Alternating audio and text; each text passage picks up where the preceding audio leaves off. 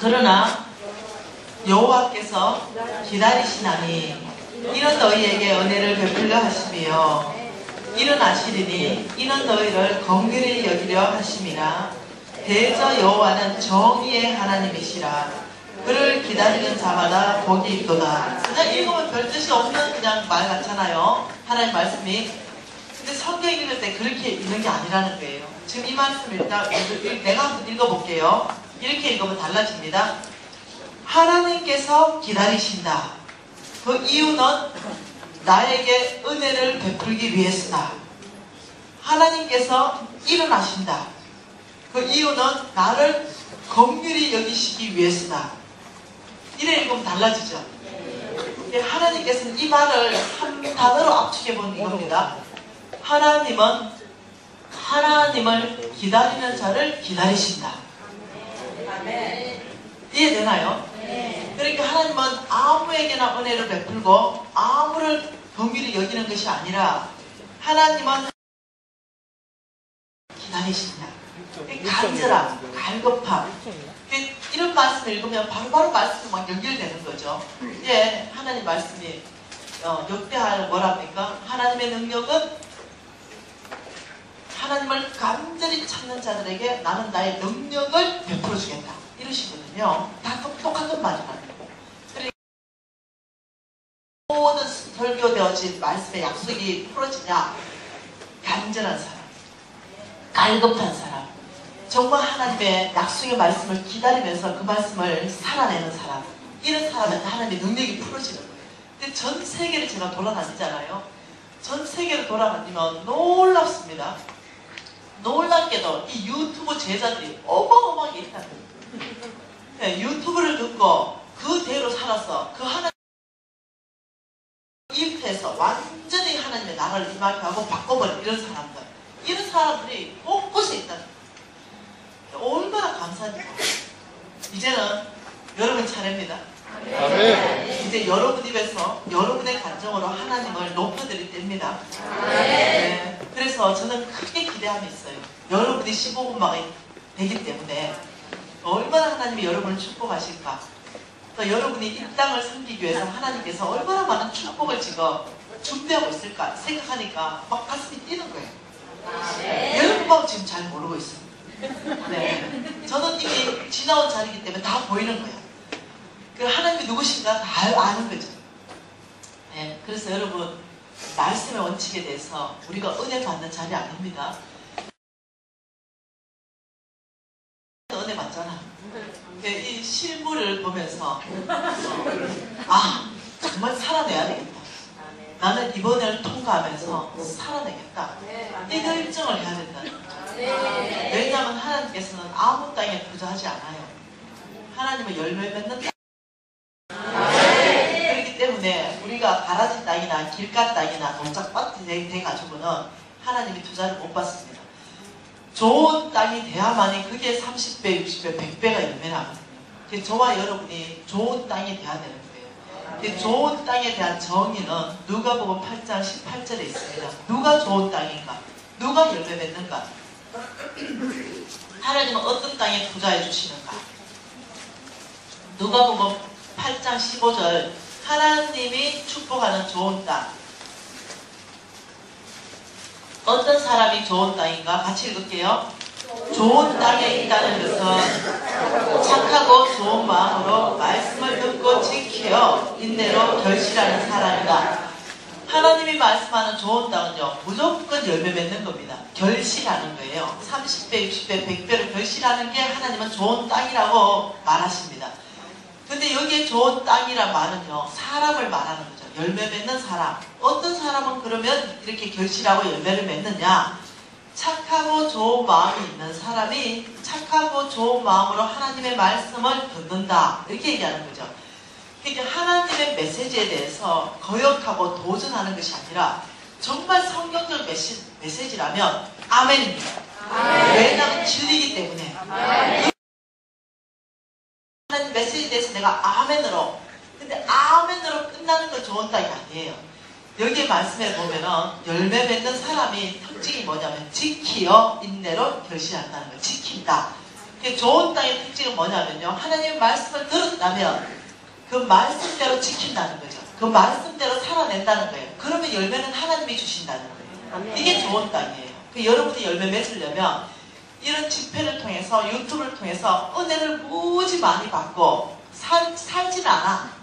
열매는 없어요. 그러면 여러분 은혜는 받았지만 여러분 삶 안에서 하나님 열매 맺지는 못해요. 그런데 그 은혜 받은 걸 지키기 시작하고 살아내기 시작하면 거기서 열매가 나는 거예요. 하나님이 판단하는 것은 열매를 보고 판단한다는 거죠. 이해되시나요? 그래서 우리가 더 하나님의 원칙을 더 깊이 배워보기를 원합니다. 하나님 말씀은 누가복음 16장입니다. 16장 10절, 11절, 12절, 13절 이 넉 절 말씀 같이 한번 읽어보겠습니다. 지극히 작은 것에 충성된 자는 큰 것에도 충성되고 지극히 작은 것에 불의한 자는 큰 것에도 불의하니라. 너희가 만일 불의한 재물에도 충성하지 아니하면 누가 참된 것으로 너희에게 맡기겠느냐? 너희가 만일 남의 것에 충성하지 아니하면 누가 너희의 것을 너희에게 주겠느냐? 집 하인이 두 주인을 섬길 수 없나니 혹 이를 미워하고 저를 사랑하거나 혹 이를 중히 여기고 저를 경히 여깁니다. 너희는 하나님과 재물을 겸하여 섬길 수 없느니라. 자, 지금요 하나님의 재물이 보이지 않는 세계에 약속이라는 형태로 있다라고 그랬습니다. 그 첫 번째 이 약속이 나의 것되는 큰 파이프라인 그 첫 번째가 뭐라고 그랬다고요? 믿음으로 사는 삶. 이 믿음이 굉장히 중요하다는 거죠. 이 믿음으로 사는 삶을 통해서 하나님이 너의 것 되게 해줄 것이다. 이렇게 말하고요. 자, 두 번째는 내일 좀 볼 텐데요. 그 두 번째가 뭐냐면요. 충성된 삶입니다. 충성된 삶. 이 충성된 삶을 통해 가지고 하나님이 어떻게 재물을 풀어주는가는 내일 볼 거예요. 자, 이 충성에 대해서요 하나님께서 많은 부분에 얘기하고 있는데 지금 뭐라고 말하냐면 10절, 11절, 12절 자, 이것은요 충성에 대해서 말하고 있습니다. 충성된 자는 충성되고 충성된 자는 이런 말을 하고 있는데 충성에 대한 근본적 뜻이 뭐냐? 이 근본적 뜻은 13절이에요. 이게 충성입니다. 집 하인이 두 주인을 섬길 수 없나니 하나님과 재물을 겸하여 섬기지 못한다. 이게 충성이에요. 이게 충성된 사람 특징이요. 뭐냐면 한 사람이 두 주인, 이 두 주인을 섬기지 못한다. 두 주인을 섬긴 것은 충성된 사람이 아니라는 거예요. 그래서 어떻게 한 분은 하나님이고 하나는 재물이라는 거예요.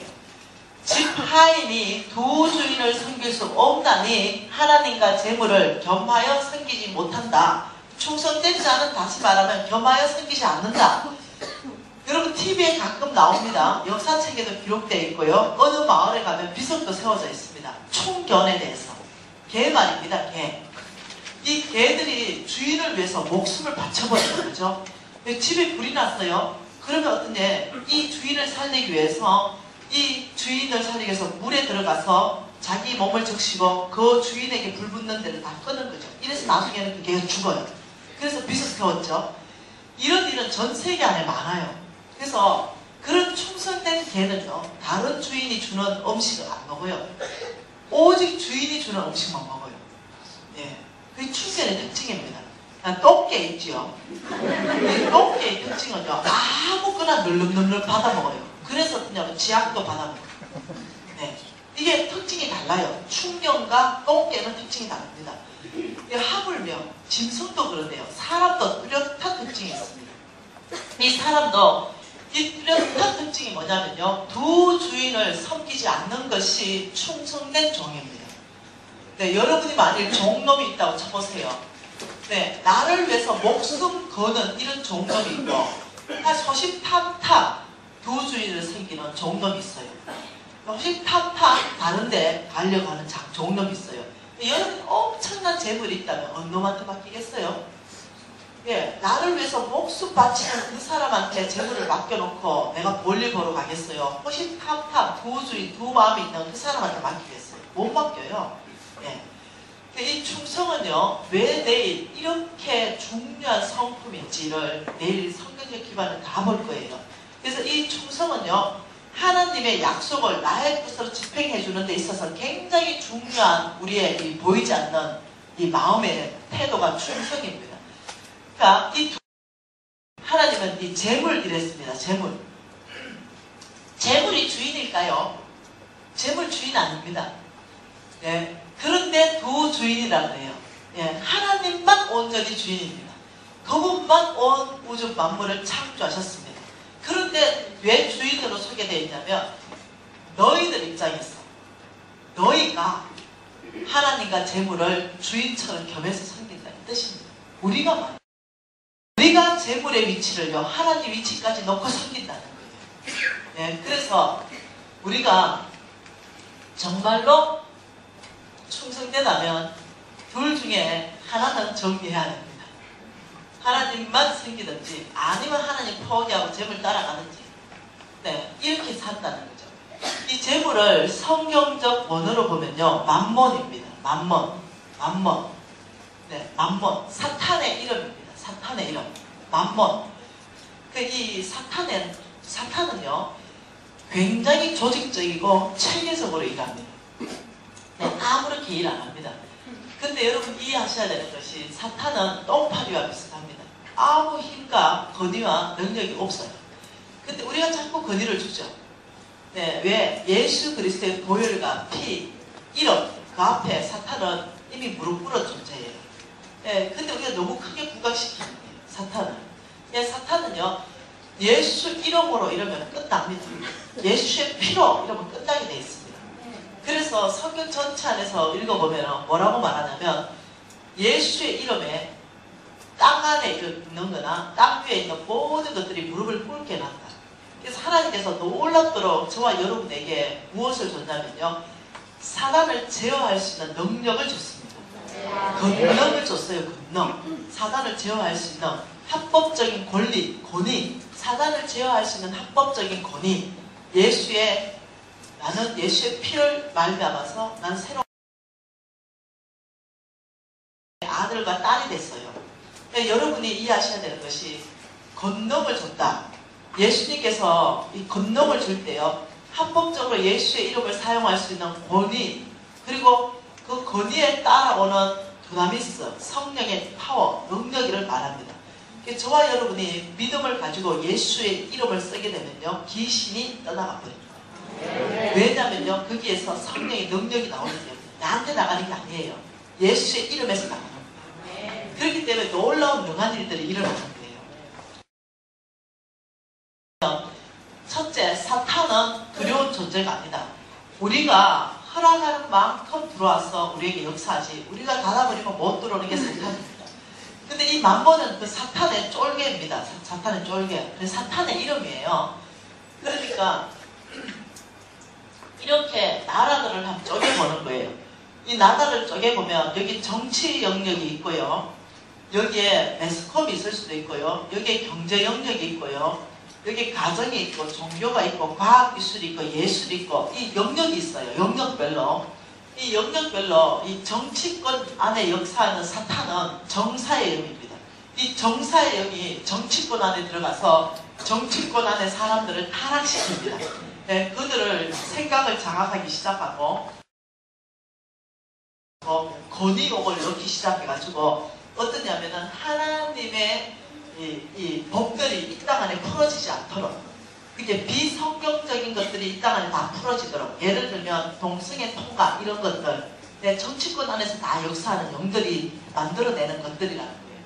그런데 이 경제 영역 안에서 역사하는 영이 뭐냐면 만몬이에요. 이 만몬이라는 이름을 가진 이 영은, 내가 만약 돈은 안 벌어, 근데 돈은 써요. 내가 돈 벌고 돈 써요. 하여튼 우리는 몽땅 돈은 만지잖아요. 이렇다면 저와 여러분은 몽땅 경제 영역 안에 들어가 있습니다. 우리는 한 3가지 영역에 들어가 있습니다.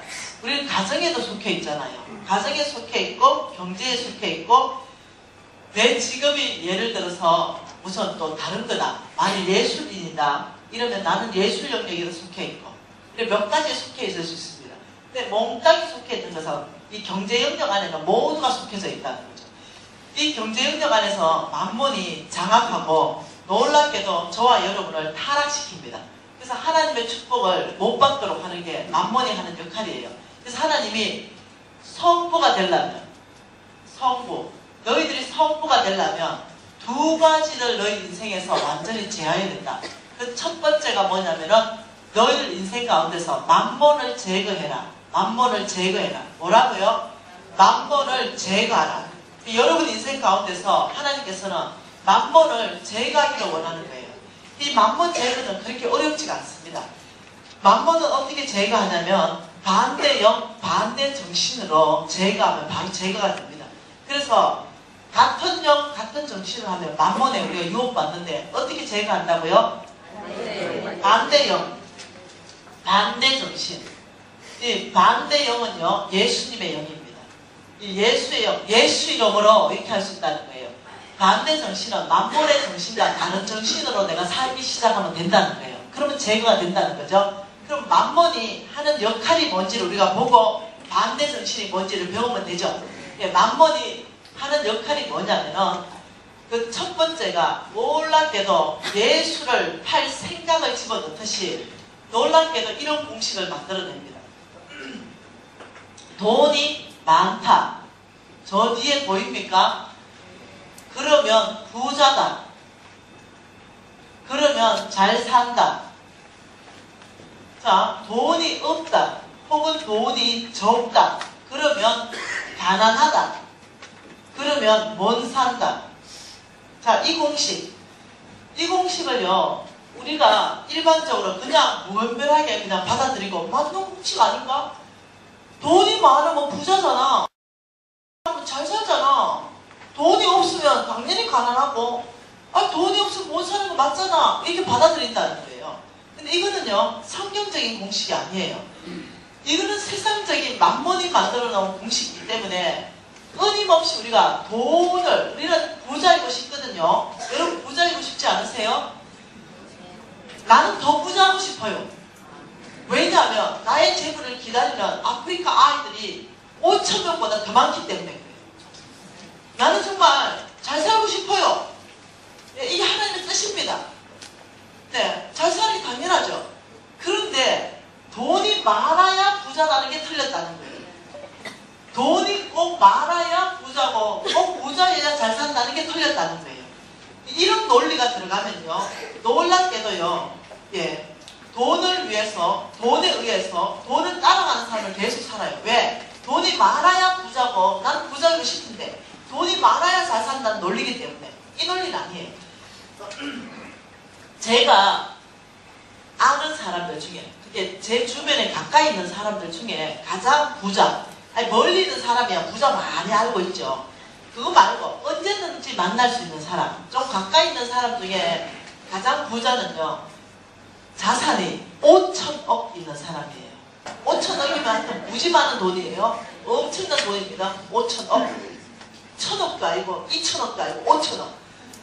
그게 이제 다른 사람도 많지만 내 주변에 가까이 만나는 영감님은 5천억 있는 사람이 제일 이제 부자예요. 근데 그 어른이 저를 이뻐해 주시고 가끔씩 만나자 그래요. 근데 난 만나기 싫어. 왜 그런지 아세요? 우리 부부를 몇 번 만나고 교제하기를 원해요. 근데 내가 왜 싫으냐면 5천억이 있어요. 근데 얼마나 이 사람이 돈을 안 쓰고 인색한지 나만 만나면 칼국수 사줘요. 내가 아니 영감님 큰이 부자인데 5천억이나 있으면서 왜 칼국수 드십니까? 아니 내가 사드릴게요. 안 될 때 자기가 사야 되는데, 그리고 만원짜리 이상 쓰질 않아요. 칼국수 내가 한 10번 만났거든요. 몽땅 칼국수입니다. 내가 지금 하나님 앞에서 얘기하는 거예요. 그리고 자기 옷 입는 거 있죠. 그거 남대문 동대문 이런 데 가서 10,000원, 15,000원 이런 옷 입어요. 내 인생을 왜 그래 사세요? 아니 이렇게 부자면서 그냥 정색을 하세요. 아이 김 사장, 내가 뭐 부자냐? 내가 뭔 돈 있나? 이 돈 있는 부자 보지도 못했냐? 이래요. 누구를 보냐? 돈병철, 삼성그룹 회장님하고 자기가 비교하는 거예요. 거기는 몇십조 원 있잖아요. 그게 5천하고 세 발이 피거든요. 난 뭘 부자로 얘기하고 내가 뭐 돈 있다고? 이래 얘기해요. 굉장하죠? 네. 예, 돈은 그래요. 돈은 한 10억 있잖아요. 근데 내 친구가 한 100억 가지고 있잖아요. 10억만 해도 충분히 많거든요. 내 친구 100억 있는 순간 내가 뭐 돈 많노?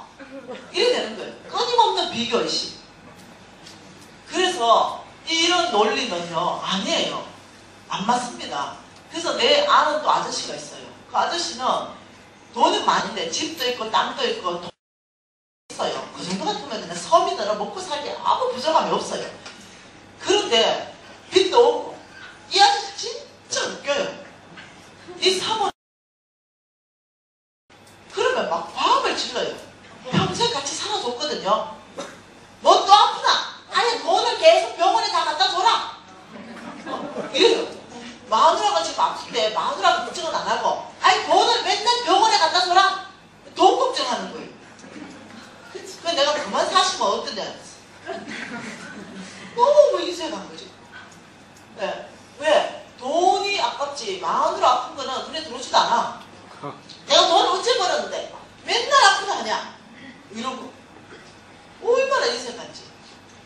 그럼 돈이 많아야 부자고 잘 산다는 생각을 만몬이 우리한테 끊임없게 넣게 되면은 우리 안에 어떤 일이 발생하냐면 만몬을 위해서 우리 안에 굉장한 인색함이 들어옵니다. 비교의식. 예, 뭐라고요? 비교의식. 이 비교의식이 들어오면서 우리의 삶은요 인색해집니다. 인색함. 끊임없는 비교의식. 네, 그래서 돈 안 쓰려고 그래요. 끊임없이 돈을 킵하고 끊임없이 잡고 있으면 남한테 못 써요. 네, 이게 만몬입니다. 근데 하나님 뭐라고 말했다고요? 너 있는 것을 널 가난한 사람들 주고 이웃을 사랑하는 데 주고 섬기는 데 주고 하나님 나라에 너 주고 하나님 맨날 주래. 네, 그러면서 하나님 내가 너 사랑한 것처럼 내 이웃을 내 몸처럼 사랑해라. 이거 뭐겠어요? 예, 다 주라는 거야, 목숨까지. 이 말이에요. 내가 너 사랑한 것처럼 이웃을 사랑하는 이 말은 내가 너를 이게 보통 말이 아니라는 거예요. 근데 만몬은 절대 안 돼. 말이 되나? 내가 어째 벌었는데 이래 되는 거예요. 끊임없이 인색함. 이거는 강력한 만몬이라는 걸 여러분이 이해를 하셔야 돼요. 여러분 돈 많다고 부자입니까? 우리 엄마 내일 모레 우리 엄마 간증을 좀 하려고 해요. 우리 엄마는 평생 가난하게 사셨어요. 돈이 없어요. 예, 평생. 예, 이 세상적으로 지금 얘기하는 거예요. 평생 돈이 없고 평생 가난하고 평생 못 살았어요. 이게 세상적인 관점이에요. 근데 우리 엄마 자신은 어떻게 생각하는지 알아요? 당신은 한 번도 가난한 적이 없고 한 번도 못 살은 적이 없다 생각하는 거예요. 그래서 한 번은 내가 우리 엄마 평생 노숙자 사역을 했죠. 줬어요. 근데 우리 엄마가 정시로 50만 원을 딱 떼가지고 자기보다 더 가난한 할머니한테 50만 원을 줬어요. 근데 내가 그 모습을 보다가 하도 웃겨가지고 내가 한마디 했어요. 엄마보다 더 못사는 사람이 어디 있노? 그렇게 돈을 주나? 그러니까 우리 엄마가 니네 못 사는 것 같나? 그래 못 사는 것 같아. 엄마 뭐 있나? 아무것도 없지. 그러니까 미신아 나는 모든 게 있대. 근데 내 눈에 모든 게 없어 보이네? 이러니까 우리 엄마 하는 말이 미신아 네가 봐라. 저 옷장 문함 열어봐라. 네가 얼마나 옷을 사줬는지 봄, 여름, 가을, 겨울 우리 예수님은 입고 벗고 두 벌밖에 없는데 이거 봐봐. 봄, 여름, 가을, 겨울이야. 이렇게 얘기하는 거예요. 우리 예수님이 살았던 그 당시는 입고 벗고 두 벌은 된대. 우리 엄마 대학 하도 안 되니까. 미진아 문함 열어봐라. 네가 얼마나 사줬는지 신발이 대여섯 크리가 넘는다. 부츠까지 있고. 미진아 근데 네가 다른 할머니 집에 가봐라. 쌀이 얼마 없대. 근데 네가 봐라. 까만 쌀 한 가마니, 찹쌀 한 가마니, 맵쌀 한 가마니, 콩 한 가마니. 네가 사줘가지고 엄마가 몇 년 먹어도 저거 못 먹겠다. 저 봐봐라. 쌀동안 봐봐라. 야, 난 네 보고 싶으면 핸드폰 딱 내가 네 얼굴 보고 통화도 할 수 있다. 야, 나는 하나님 말씀이 있고 성령께서 함께 계신다. 근데 부족한 게 어딨노? 있는 걸 다 나열하기 시작해요. 있는 거. 있는 걸 다 나열하기 시작하기 때문에 당신이 어떠냐면 없는 게 안 보이는 거예요. 우리는 그 신발 10컬 있는 것 중에 없는 한 컬이가 보이잖아. 그래 가지고 또 한 컬이 사실 있잖아. 근데 우리 엄마는 아니야. 있는 것만 보여. 없는 거 안 보여. 그러니까 늘 풍족하고 늘 많으니까 늘 자성하는 삶이 몸에 배어 있으니까 남 주는 거야. 왜? 내가 부자니까. 나 있는데 또 들어왔어 이게. 그러니까 부자야. 그래서 어떻게 나눠 쓰는 거야. 이해되세요? 네. 우리 어머니 진짜 돈 없어요. 근데 뭐지 부자고 뭐지 잘 살았네. 근데 이런 논리, 돈이 많다, 부자다, 잘 산다, 이런 논리가 뭐 두 번째 어떤 일이 발생하냐면요. 나 돈이 많아야 행복할 수 있어. 이 논리를 발생하요. 네. 뭐라고요? 돈이 많아야 행복하다. 이렇게 쏘여지는 거죠. 돈이, 행복의 기준을 돈에 두기 시작합니다. 이게 만번이 쏘이는 거죠. 우리 잘 살고 싶고, 우리 부자고 싶고, 행복하고 싶어요. 근데 그걸 어떻게 하냐면, 돈이 많아야 넌 행복할 수 있어. 이런 논리로 우리를 쏘여보니까, 여러분, 돈이 많아야 행복하다. 이렇게 되면 아주 곤란한 일이 발생해요. 근데 이 논리가 머릿속에 확 들어가 있으면 이렇게 하는 거예요. 그 아가씨들 잘 들어보세요. 아가씨들, 결혼한 아가씨들. 연애는 사랑하는 남자가 죽고 못 살아요. 근데 막상 결혼할 때는요, 나 행복하고 싶은데 이 남자, 연애하는 남자 돈이 없어. 근데 나한테 청혼하는 남자가 김중배야. 김중배. 다이아를 들고 있는 김중배. 그래서 어떠냐면은 이 사랑하는 남자 치워버리고 김중배의 다이아하고 결혼하는 거예요. 그래서 어떠냐면은 내가 누구하고 결혼했냐면 돈, 다이아하고 결혼한 거예요. 사랑하는 남자는 여기 있는데 근데 여기하고 결혼한 거지. 왜? 이 돈, 이 다이아가 나를 행복하게 해줄 거라 생각했거든. 놀랍죠? 그래서 결혼한 사람 고생 허블나게 한대. 이 결혼해본 사람 이미 알고 있는 얘기, 알고 있는 얘기. 네, 왜? 그 김준배가 다이아를 다른 여자한테 또 주거든. 그래가 속을 다 뭉근거리거든, 완전히. 놀랍다니까. 그래가지고 속 다 쓰고 빠져. 그 남자하고 살면서. 왜? 돈이 있으니까. 너만 짓 다 하고 다녀. 그까지도 괜찮다. 애까지 낳아서 들어오면 속이 뒤집어지지. 근데 평생을 고생한다. 그러니까 알아야 돼. 돈이 우리를 행복하게 해주지 않는다는 사실을 어디에서 알아야 된다면 말씀 안에서. 그럼 우리를 행복하게 해주는 사람이 누구냐? 무엇이 우리를 행복하게 해주냐? 하나님은 사도 바울 선생을 통해서 명확하게 있어요. 너희들의 오직 만족, 너희들의 온전한 만족은 오직 하나님께로부터 나느니라. 아멘.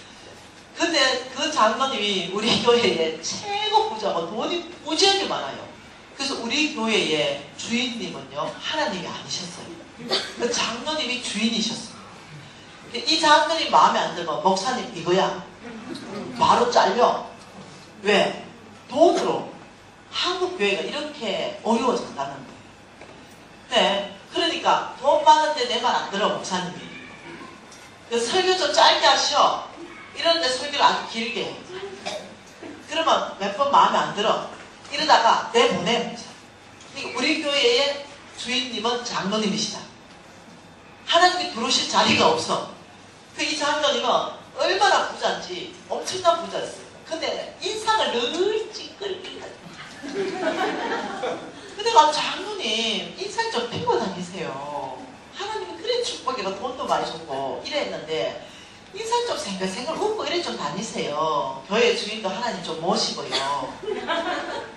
그럼 장로님이 내가 인사 잘하고 늘 착하게 하니까 그러면 그냥 씩 웃고 지나가고 이랬어요. 나한테만 그냥 틱 이러고 그냥 갔어요.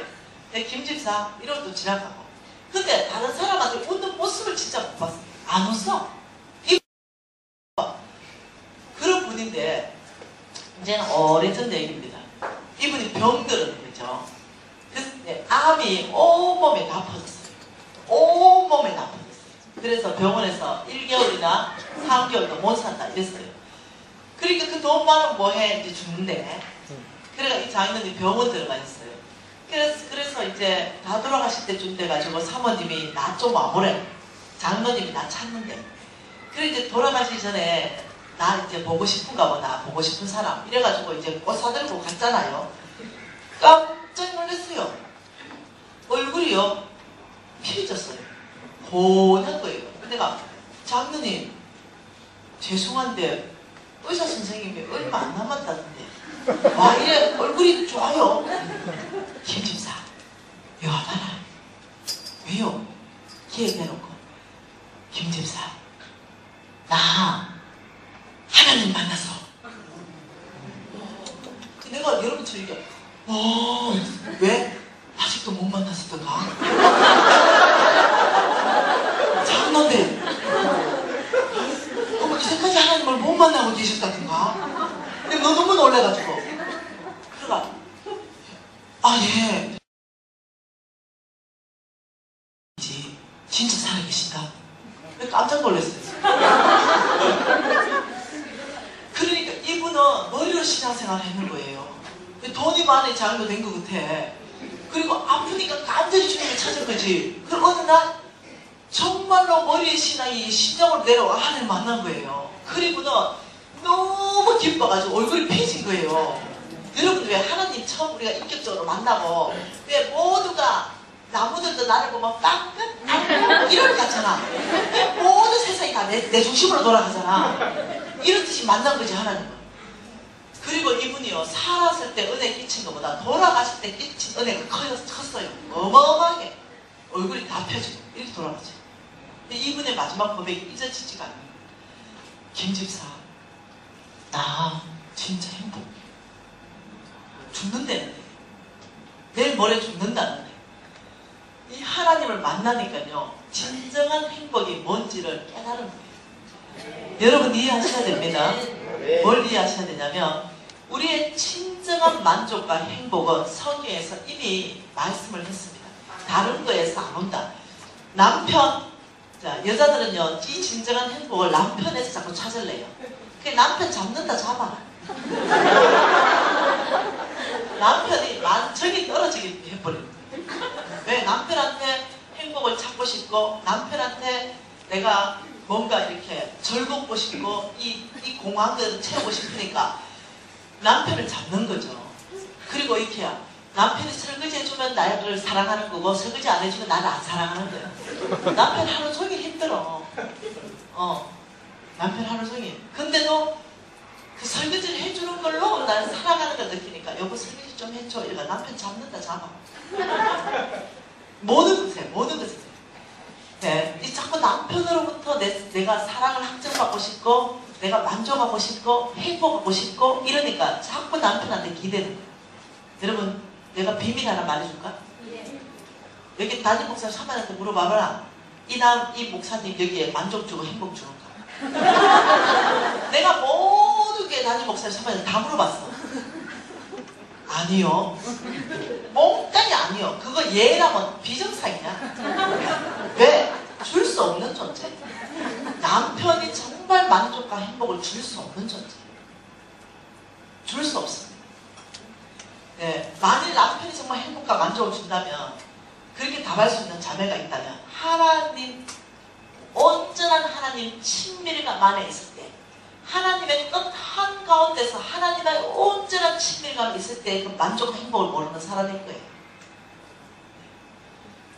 없어요. 그 하나님 온전한 친밀감 안에서 하나님 뜻 한가운데서 하나님과 교제하는 그 행복이 뭔지를 안다면 가짜 행복에 물리지 않습니다.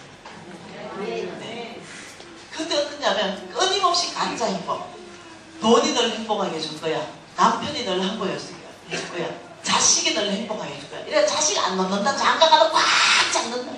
그러니까 이 자식들이 괴로워 죽어. 왜? 두 여자한테 잡히니까. 하나는 마누라한테 잡히지. 하나는 시엄마, 엄마한테 잡히지. 이러니까 두 여자는 다 만족해 주려니까 죽을 지경이. 아니요. 자식이 어떻게 나의 행복해주고 나의 만족해줍니까? 자식은 섬길 대상이에요. 잘 섬겨서 하나님의 사람으로 딱 성인이 되면요, 떠나보내야 돼. 이제 너는 가라. 성인이다. 하나님 나라를 세워라. 지지자요, 격려자요, 후원자지. 거기서 이 만족을 찾으려니까. 근데 끊임없이 뭐냐?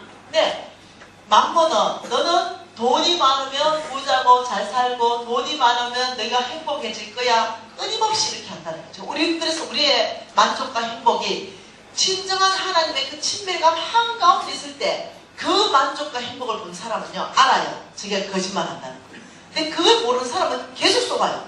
그래서 방황합니다. 돈 따라 결정하고 돈에 의해서 나의 방향도 결정하고, 교회 나오는 것도요, 부자가 많으면 거기 가서 비즈니스 한번 해가지고 돈 좀 벌어보려고 그런 교회를 찾는, 교회까지. 아니요, 여러분, 아닙니다. 우리의 만족은 어디서 온다고요? 오직 하나님께로부터 온다는 거예요. 이 오늘은 두 가지 보고 내일은 세 가지 볼 텐데요. 네, 지금 이 시간에는 뭘 보고 싶냐면, 하나님이 만몬의 영향을 받으면 완전히 심판을 합니다. 심판. 그 심판을 왜 하시는가? 오늘 그걸 한번 봐보십시다. 하나님의 심판. 자, 에스겔서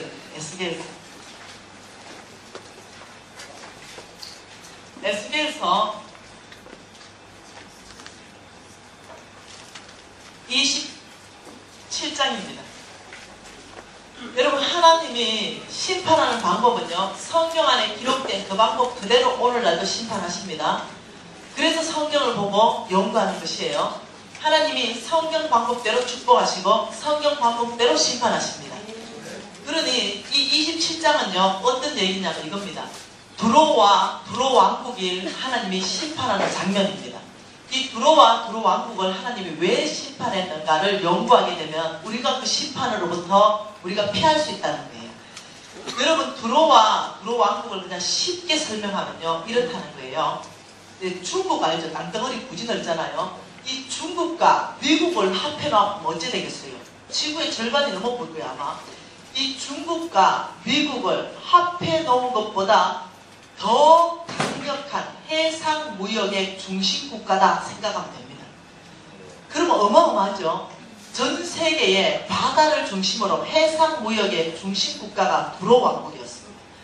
그리고 이 두로 왕국은요, 최고로 정점으로 가고 있었습니다. 그러니까 어마어마한 바다의 부가 두로 왕국에 다 모였습니다.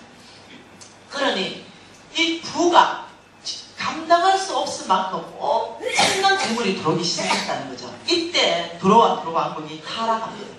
그래서 어떻게 재물로 어떻게 타락했는가 한번 보십시다.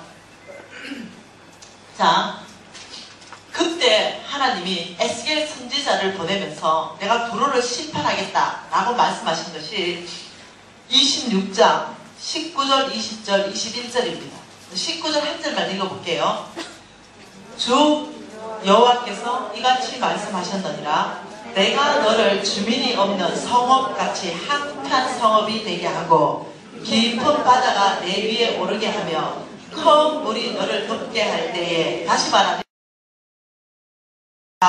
너를 한편 성읍으로 만들 것이고 네가 자랑하는 그 바다에서 내가 큰 물이 너를 완전히 덮어버릴 것이다. 그래서 너를 망하게 할 것이다. 이 얘기예요. 그걸 에스겔 선지자를 통해서 하나님이 예언하게 했습니다. 그때가 언제냐면 두로가 최고로 잘 나갈 때, 그때입니다.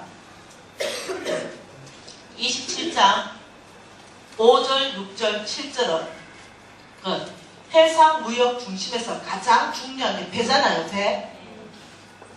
배가 얼마나 견고하고 화려한지 배에 대해서 설명하고 있습니다. 석절 같이 있습니다.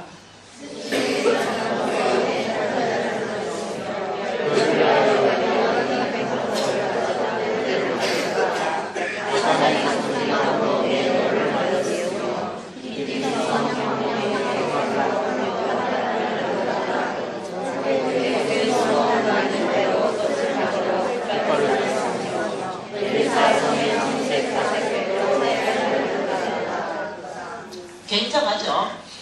선일의 잣나무로 판자를 만들고 레바논의 백향목을 돛대를 만들고 다산의 상수리나무로 노를 만들고, 항량목으로 상아로 꾸며 가판을 만들고, 애굽의 수노 가는 배, 실크로 배 돛을 만들었다.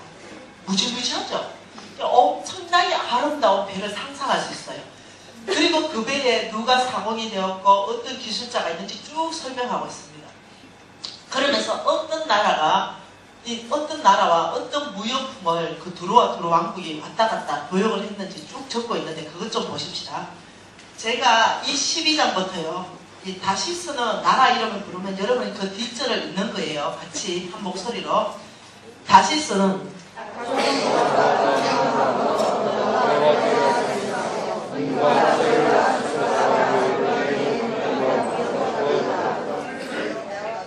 야완과 두발과 메색은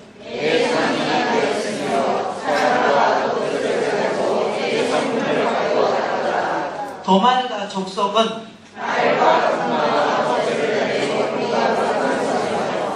드날 사람은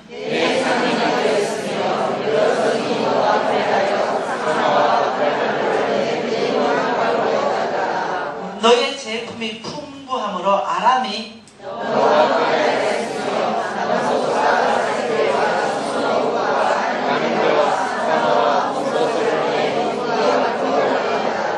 유다와 이스라엘 땅 사람들이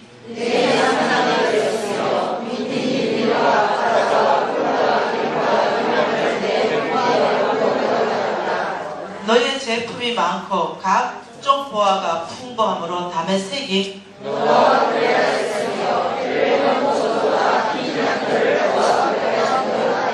오단과 야완은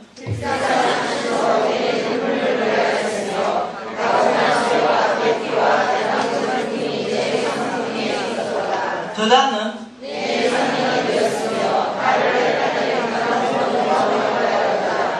아라비아와 게달의 모든 고관은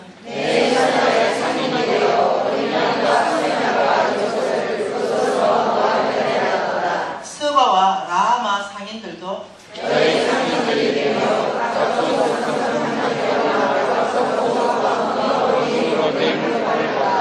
안 해도 됐죠, 더 이상.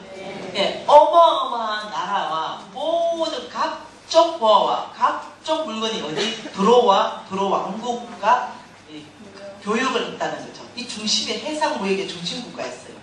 그러니 어마어마한 재물이 이제 이 나라에 있게 됩니다. 자, 하나님 왜 멸망시켰는가? 28장 4절과 5절 말씀 2절 같이 읽습니다.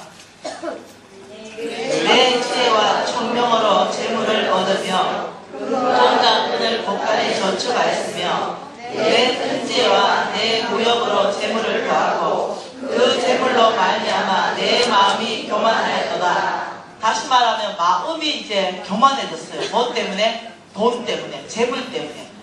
그래서 이 만몬은요, 같이 일하는 게 교만한 영입니다. 얼마큼 교만해졌냐면 28장 2절만큼 교만해졌습니다. 28장 2절요.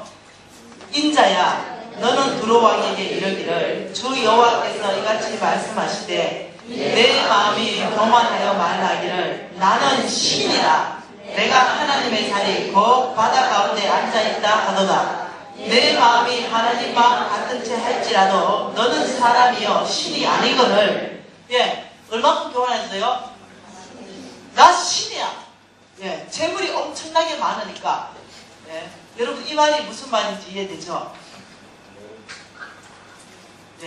중국어로 말하면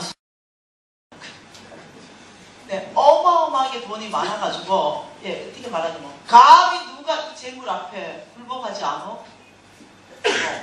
내가 반드시 이 재물 앞에 내가 너를 굴복시킬 거야. 그래서 어떻게 하냐면은 내 앞에 뭐 실수했다? 이러면 그냥 잘못했습니다. 주의하겠습니다. 제가 실수했습니다. 이러면은 보통 사람은 주의하세요. 이러고 끝나잖아요. 아니야. 내가 신이 된 사람은요, 내 앞에 꿇어 앉혀야 돼. 이게 뭡니까? 오늘날 단어로 갑질이요. 그러니까 어떠냐면 완전 돈으로 이 사람을 제압하려. 그리고 내 종으로 만들고 내 앞에 꿇어 튀려고 그러고 돈으로 사람을 조종하고 이런 일이 있다는 거예요. 여러분 돈이 많을 거거든요. 이제 앞으로 정말로 조심하셔야 됩니다. 돈이 많은 사람이 교만하기가 무지하게 쉽다는 거예요. 무지하게. 그래서 이 돈이 교만해질 바에는 돈이 없는 게 낫습니다. 엄청나게 교만해져요. 그래서 자기 위치를 떠나는 게 교만입니다.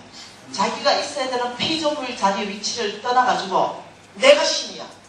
이 재물 앞에 이 사람도 내 종이고 이 사람도 내 종으로 뿌라쳐서 내가 그냥 이 재물을 가지고 온 권력을 휘두르기 시작. 그냥 돈이 많을 뿐이에요. 그러니까 사람을 압제하기 시작합니다. 여러분 절대 그러시면 안 돼요. 여러분이 정말 주님의 원칙대로 산다면 정말 저처럼 재물이 많아질 겁니다. 네, 근데 저는 정말 철저하게 피눈물을 흘리면서 저는 10년의 간련을 통과하면서 이것 때문에 다 꺾여져 나갔습니다. 그러니 다시 교만할 수 없을 만큼 꺾여져 나갔어요. 그러니까 엄청나게 어떠냐면 완전 꽉 눌러졌어요. 그러고 나니까 진짜 어떠냐면은 하나님의 말씀이 내 안에 꽉 차게 되었어요. 돈은 나 안에 아무것도 아니에요. 돈은 나를 교만하게 할 수도 없고 돈은 나를 잘난 사람으로 못 만들어요. 나한테 돈은 영향력이 없어요. 내가 생각하는 그 돈은 하나님 겁니다. 어떻게 내가 하나님 걸 가지고 내가 교만합니까? 하나님 나한테 맡겨놓은 돈이거든요. 난 종놈이에요. 그러니 어떻게 주인의 돈을 가지고 내가 거들먹을 피웁니까? 어떻게 잘난 척을 해요? 나는 그냥 종놈일 뿐인데요. 하나님이 그냥 나를 신뢰하고 돈을 맡겨놓은 것밖에 없는데요. 하나님 쓰라는 그것에 내가 잘 쓰게 되면은 종놈이 하는 최선인데요. 그리고 내가 다 넣고 그냥 가는데요. 어떻게 내가 내 돈 가지고 돈 있다고 그 돈 가지고 내가 교만할 수 있겠어요? 근데 이거는 뭐냐? 어떤 마음에서 이런 게 나오냐면요. 세 번째 만문의 문장입니다. 내가 가진 거 다 내 거야. 뭐라고요? 내가 가진 거 이거 다 내 거야. 이 마음이 생기는 거죠. 이거 내가 가진 거 다 내 거야. 그러면요. 여기에 뭐가 나오냐면 교만이 나와요. 굉장히 교만해집니다. 여러분 등기부 등본 때 보면 여러분 이름이 돼 있어요. 여러분이 통장에 돈 1억 정도 들어가 있는 거 여러분 이름으로 돼 있어요. 여러분 자동차 여러분 이름으로 돼 있어요. 다 여러분 이름으로 돼 있다 보니까 만번이 어떻게 말하냐면 집 네 집이잖아. 땅도 네 거고 다 네 거잖아. 이래서 내가 주인으로 만들어줘요. 근데 여러분이 이해하셔야 됩니다. 하나님이 우리를 주인으로 만들어주신 적이 없다는 걸 이해하셔야 돼요. 신명기 8장 말씀으로 가겠습니다. 자, 신명기 8장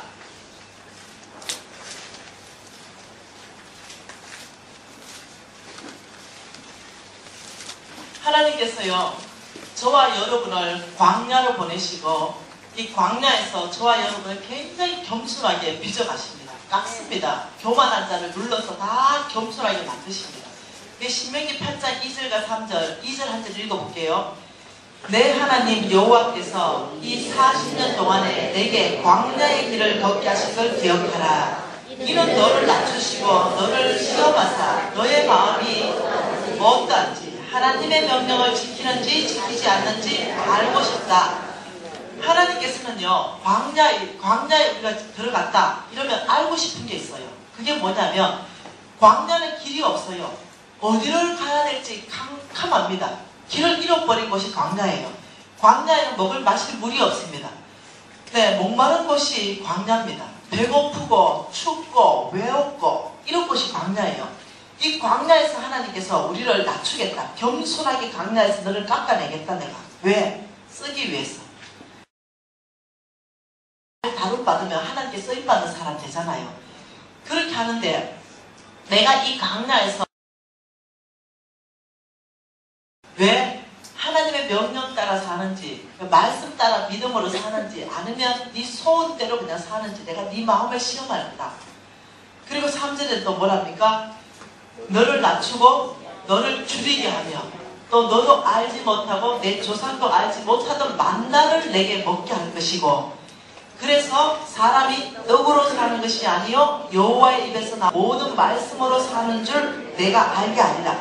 이 광야에서는 하나님이 우리를 줄이게 하시고 우리를 목마르게 하시고, 그런데 하나님을 간절히 찾으면 거기에서 만나를 주는 거죠. 만나는 어떤 의미냐면 하나님이 아니면 절대로 일어나지 않는 사건, 하나님을 진하게 만나는 그 사건이 만나 터진다는 거죠. 광야에서. 그러면 너희들 입에서 이런 고백이 나온다.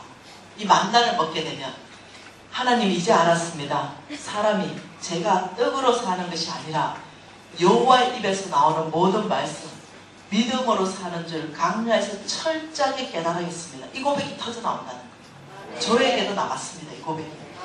그리고 나면 광야를 하나님이 졸업시킵니다. 광야를 졸업시키면 16절입니다. 같이 읽어볼까요? 내 조상도 알지 못하던 만나를 광야에서 내게 먹이셨나니 이는 다 너를 낮추시며 너를 시험하사, 어디서? 광야에서 시험하사 마침내 내게 복을 주려 하심이라. 하나님께서 저와 여러분을 광야를 허락하시거나 우리가 광야에 들어갔을 때는 하나님이 구원의 계획을 졸업하고 날 때 하나님의 구원의 계획은 뭐냐면 복입니다. 복. 왜? 복 받을 만한 영적 거룩이 만들어지거든요. 교만한 것 동글동글하게 깎여서 겸손하게 되고, 이제 내 멋대로 살았는데 아니요 하나님, 이제는 정말 여호와 입에서 나오는 믿음으로 사는 걸 내가 알았습니다. 이제 믿음으로 살기 시작하거든요. 그러니까 하나님이 마침내 광야를 졸업하면 내가 너에게 복을 줄 건데, 이 복은 12절과 13절의 복을 줄 것이다. 이 말입니다. 같이 읽습니다. 내가 먹어서 배부르고 아름다운 집을 짓고 거주하게 되며 또 내 소와 양이 번성하게 되고 내 소유는 다 풍부하게 될 때에, 놀랍죠? 하나님이 저와 여러분을 어떻게 축복하기를 원하냐면 이거 아브라함의 씨한테 말씀한 거죠. 너는 먹어서 배부를 것이다. 너는 아름다운 집을 짓고 너는 거주하게 될 것이다. 너는 소와 양이 번성하게 될 것이다. 너의 은금은 정식될 것이다. 그리고 내 소유는 다 풍부하게 될 것이다. 이게 하나님의 계획입니다. 이해되시나요? 네. 지금은 광야죠. 믿음으로 살고 겸손하기 시작하면 이 광야를 잘 졸업하고 그래 되면 하나님께서는 나는 너에게 이런 축복을 마침내 복을 주기 위해서다. 이래 되면 13절에 이래 되면 너희들이 이렇게 된다. 14절처럼 내 마음이 교만하여 내 하나님 여호와를 잊어버릴까 염려한다. 부자 되고 나면 또 살짝 교만해져가지고 하나님 다 잊어버리고 어째 이렇게 광야를 졸업하고 큰 부자가 됐습니까? 이거 내가 받는 질문 아닙니까 요즘? 그러면 교만한 사람 이렇게 대답한다는 거죠. 하나님 싹 잊어버리고 17절처럼 대답하는 거예요. 17절 어떻게 해요? 내가 마음에 이르기를 내 능력과 내 손의 힘으로 내가 이 재물을 얻었다 말할 것이다. 어째 부자 됐어요? 이러면 뭐요? 다 내 공로. 제가 경영학과 출신이잖아요. 제가 아이디어 하나, 사업 아이디어 하나 나왔는데 이것이 완전히 대박이 나버렸습니다. 제가 얼마나 새벽부터 부지런했는데요. 제가요 인간관계는 탁월하게 잘해요. 몽땅 뭐라고요? 어째 그래 부자 됐습니까? 내 능력, 내 손의 힘으로 이렇게 고백하는 거예요. 그래서 어떻게 집도 내 것입니다. 내가 벌었어요. 땅도 내 것이고요. 통장에 돈도 내 거예요. 그러니까 하나님께서 경고 말씀이 18절이에요. 아니? 너는 이렇게 말하냐? 아니? 그러면서 뭐라고 합니까? 내 하나님 여호와를 기억하라. 그가 내게 재물 얻을 능력을 주셨습니다. 이렇게 하시는 이유가 아브라함에게 맹세하신 그 축복을 내가 오늘날 그 언약을 이루기 위해서다. 이해되시죠? 이 말이 왜 나왔는지 이해되시죠? 하나님이 이렇게 말하는 거죠. 아니 내가 너를 축복해서 재물 얻을 능력을 줬지, 그래서 네가 이 부자가 됐는데 이거 네 거라고 말하냐? 이렇게 말합니다. 다시 말하면 저는 굉장히 돈 버는데 재주가 없어요. 솔직하게. 왜 재주가 없냐면 좀 머리가 딸려요. 지적인 능력이 좀 딸려요. 우리 신랑은 천재예요. 나는 이 머리가 어떠냐면 아이디어 이런 게 잘 안 나와요. 내 머리에 선한 게 별로 없는 것 같아. 그러니까 나는 인간관계를 무지 잘해요. 근데 어떠냐면 이 뭔가 특별한 돈 벌 만한 아이디어는 없어요. 신랑한테 하나님이 돈 버는 능력을 뭘로 줬냐면요. 워낙 머리가 비상하고 탁월하니까 이 선교사를 잡아서 김미진 50억 빚갚게 하려니까 야는 이게 안 돼. 그러니까 우리 신랑을 잡아서 우리 신랑한테 아이디어를 주기 시작했어요. 그러니까 우리 신랑이 이 아이디어를 가지고 팔아옵니다. 아이디어를 뭔가 하나도 안 들죠. 아이디어니까. 그걸 1억, 2억, 3억씩 팔아옵니다. 이게 돈이 되는 거예요. 이해되세요? 그러니까 하나님이 각 사람에게 돈 벌 능력을 따로 줘요. 그러니까 어떤 사람은요, 네, 지적인 DNA 자체가 나하고 달라. 난 죽었다 깨나도 의사 못 돼. 근데 하나님이 이 DNA를 얼마나 명석하고 똑똑하게 해놨는데 야들 공부해가 의사 돼보고 판검사 돼버려. 근데 지가 똑똑한 줄 알아. 하나님이 주셨는데 그 판검사 되고 의사 되면 무지하게 겸손하셔야 돼요. 그 사람에게는 지적 능력으로 재물 얻을 능력을 주실 거예요. 내 친구는요, 밥집을 하는데, 예, 대한민국 5번째 안에 들어가는 밥집입니다. 근데 나는요, 시금치를 한번 무쳐보면 콩죽이 됩니다. 물론, 안 돼요, 반찬. 근데 내 친구는 살방살방하게 돼요. 나하고 능력이 달라. 그러니까 얘가 밥집에 가서 성공을 했어요. 하나님이 각 사람에게 재물 얻을 능력을 다르게 줘요. 그러니까 어떤 사람은 인간관계를 연결시켜줘가지고 그게 막 재물이 막 불어나기 시작해요. 그러니까 어떤 사람은 튼튼한 육체를 줘가지고요, 뭐 하냐면은 노가다를 떼요. 그래가지고 그걸 가지고 자식들 다 먹여 살려. 이 사람은 지치지도 않아, 노가다하면서. 우리 신랑 있죠? 키 187에 몸무게 72. 노가다 한번 띄면 그날 죽어버리지. 각 사람이 다 달라. 하나님이 주신 은혜가 다르다는 거예요.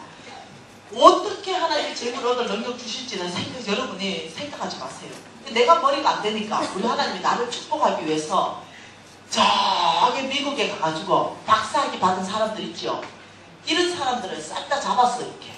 그리고 김미진 회사를 보내줬어요. 나 월급만 주면 돼. 그리고 머리는 누가 쓴다? 박사들이. 나 머리 쓸 일이 없어 회사가. 박사들이 연구하고 박사들이 다 해가지고 탁월한 물건을 만들어서 그럼 나는 그거 가지고 잘 팔기만 하면 돼. 세일즈. 내가 머리가 없으니까 이 똑똑한 박사들은 우리 회사 죄다 보내줘가 연구실에 가져가. 예를 들면 여러분 머리하고 상관없대. 돈 버는 거는 하나님의 통로를 열 때는 여러분 능력을 초월하는 능력이 나온다니까요. 네. 내가 우리 오늘 점심시간에 우리 회사 연구하는 거, 우리 회사는 어떤 회사인가, 최 집사님하고 잠깐 얘기했어요. 최 집사님하고 그 목사님하고 입이 쫙 벌려지더라. 와, 이런 걸 연구하시나. 그 내가 하는 게 아니고 박사들이 한다고. 그러니까 그렇게 해서 하나님이 각 사람에게 재물 얻을 능력을 줬는데 우리는 그거 가지고 재물 얻고 나면 이렇게 말하는 거지. 이 집 내 거예요. 이 차도 내 거고요. 이 통장에 돈 이런 거 내 거예요. 이거 내 거잖아요. 이 반지요. 아이고 내가 돈 주고 내가 샀어요. 두꺼비 금돼지요. 집에 있는 거 이것도 내 거고요. 다 내 거야. 하나님 말씀 이거예요. 금도 내 것이요 은도 내 것이다. 천지 창조 때 만들어 놓은 강물이다.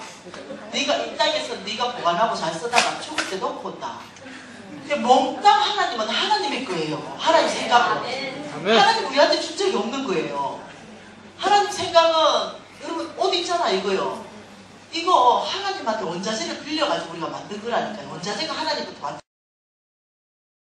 왔죠. 이 모든 거는 다 하나님의 원자재를 가지고 우리가 재창조했어요. 근데 여러분께 있다면 여러분이 창조하면 돼. 무에서 유를. 그러면 여러분 거야. 근데 뭐 하잖아. 하나님이 너희들 생명까지도 내가 줬다. 생명까지도 내 손 안에 있다. 이렇게 말해요. 저와 여러분은요. 사실 이 땅에요. 가진 거 내 거라고 주장할 수 있는 게 한 개도 없어요. 시편 139편 읽어보면 이렇게 말합니다. 너 어머니 태중에 짓기 전부터 내가 네 알았다. 우리 자식이요. 이 뱃속에 생긴 게 아니고 하나님부터 왔다니까요. 자식까지도 내 게 아니라니까요. 내 목숨이 내 게 아닌데 뭐가 더 내 거겠어요? 근데 사탄은 끊임없이 네 가지고 있는 거 다 몽땅 네 거야. 네 거야. 네 마음대로 할 수 있어. 이렇게 말하는 거죠. 그러니까 어떠냐면 내가 교만해져 가지고 야, 내 재물 가지고 내 마음대로 쓸 수 있지. 내 재물 재물 가지고 이렇게 나오는 거예요. 끊임없이 우리를 신으로 만들어줍니다. 여러분 솔직하게 기본적으로 생각 한번 해보십시다.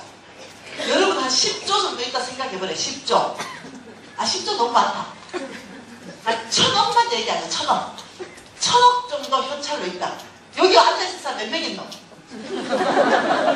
현찰 1000억 있는데 왜? 하나님도 필요 없을 그 정도 되면 현찰 1000억이니까 내 잘 먹고 잘 살고 하는데 막 아무 필요가 없어. 누구도. 제가 한번 그런 적이 있었잖아요.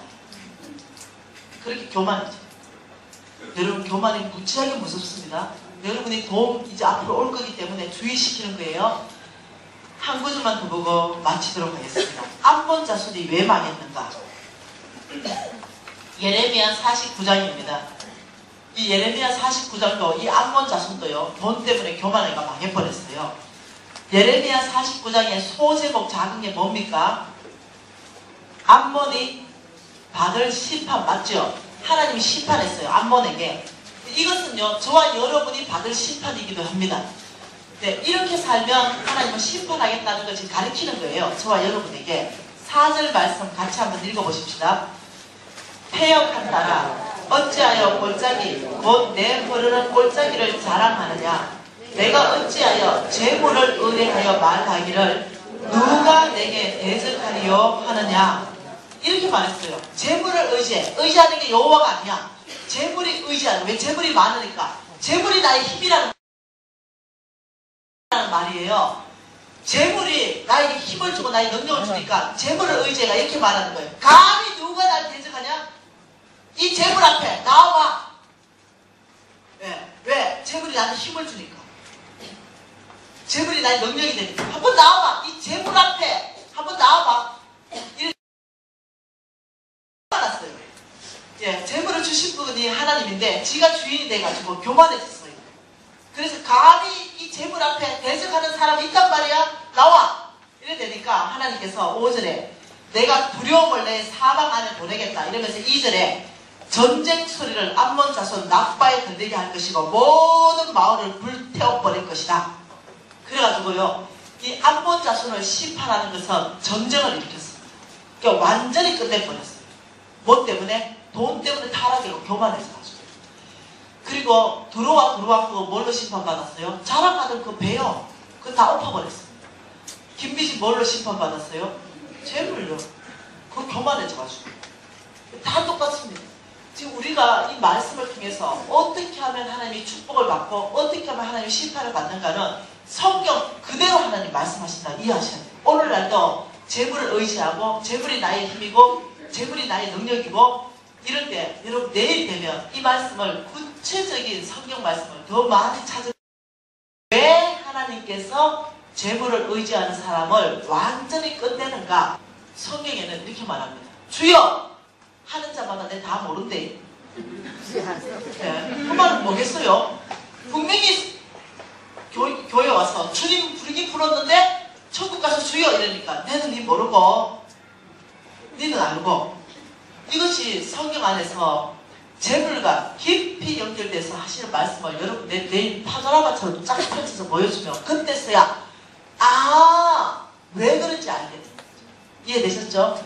오늘 이 만번에 그냥 3가지 가지고 여러분 결정하십시다. 인색함이 있다면 반대 정신을 어떻게 해야 된다고요? 이제는 10원이라도 베푸는 삶.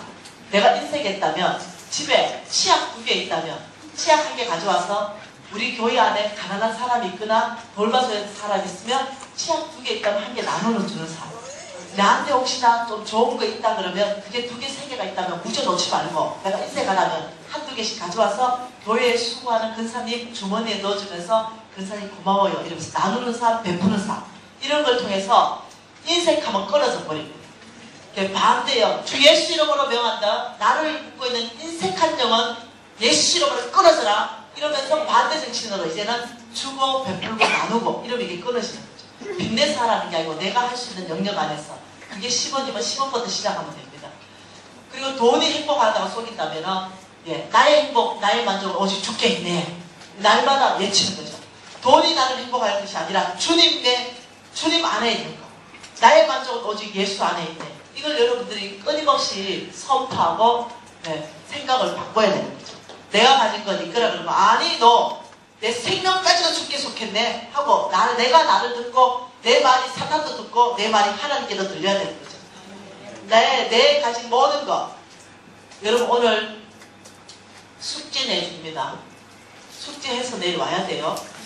오늘 빈종이 하나 내시고 집에 가서 내일까지 다 소유권 이전 각서 이렇게 써가지고 여러분 재물 있는 재물은 다 적습니다. 그 노트에다가 싹 집도 적고 돈도 적고 다 적어서 위에 모든 재물을 하나님께 소유권을 이전합니다. 이렇게 적고 청지기, 관리인 예를 들면 여러분 이름 딱 써가지고 사인 딱 해가지고 이건 하나님께 정말 믿음의 행위예요.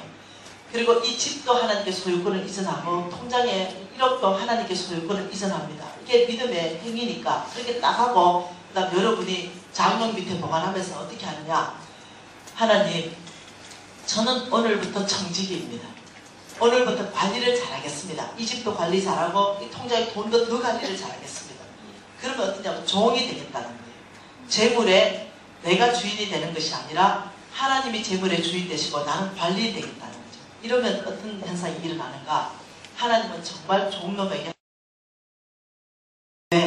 믿을만한 근데 내가 하나님이 돈 맡기려고 1억을 줬어요. 줬더니 이 종놈이 1억을 다 주머니에 딱 넣었어. 그럼 안 나와. 내 거라고 하는 거야. 하나님이 관리하라고 1억 줬는데 내 거라고 주장하고 다녀. 그러면 하나님 그 다음에 10억 맡기려다가 이놈은 못 맡기겠다. 다른 사람 찾는 거예요. 이해되시나요? 근데 1억을 맡겼는데 정말로 어떠냐면 잘 관리하는 거죠. 그리고 내가 쓸 때는 또 쓰고 방탕하게 쓰는 것이 아니라 하나님 그렇게 믿을만해요. 그러면 또 다시 2억을 맡길 수도 있고 3억도 맡길 수도 있는 거죠. 굉장히 중요한 게 뭐냐면 청직이 되는 겁니다. 내가 물질의 주인 되는 것이 아니라 하나님이 주인이시고 나는 관리인이다. 여러분 걱정하지 마세요. 하나님이 여러분 재물을 절대로 안 가져갑니다. 여러분이 지금 있는 재물요 한번 적어보세요. 재산 정리 한번 해보세요. 왕의 재정 실천하기 전에 재산이 얼만큼이었다. 딱 해보니까 얼마 나오죠. 왕의 재정을 실천하고부터 재산이 얼마나 빠른 속도로 불어나는지 여러분이 증인이 될 거예요. 근데 여러분이 겁내는 게 뭔지 알죠? 혹시 은혜 받아서 헌금하랄까? 아니요. 저는 헌금하는 소리, 교회 헌금하는 소리 단 한마디도 안 할 거예요. 내일 모레도 안 할 거예요. 무슨 말인지 나는 내가 온 목적은 교회 헌금 거두기 위해서 안 왔어요. 내가 온 목적은요. 내가 완전히 무너져서 가난하게 10년 동안이나 노숙자로 살았기 때문에 여러분 축복하기 위해서 왔어요. 아멘. 어떻게 하면 여러분이 나처럼 축복받는가 이 원리를 가르쳐주기 위해서 왔지 여러분 교회에 헌금 거두기 위해서 오질 않았다고요. 그러니 헌금 얘기 안 한다고요. 마음 푹 놓고 오세요. 무슨 말이에요?